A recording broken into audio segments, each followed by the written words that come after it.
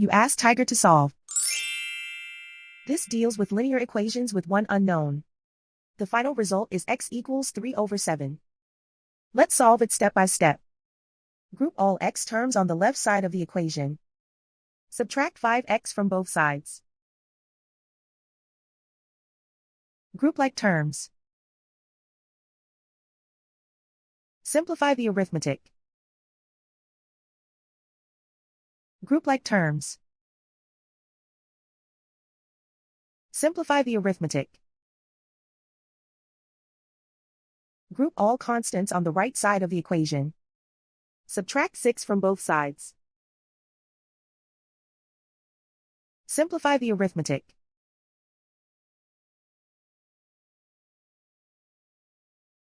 Isolate the x.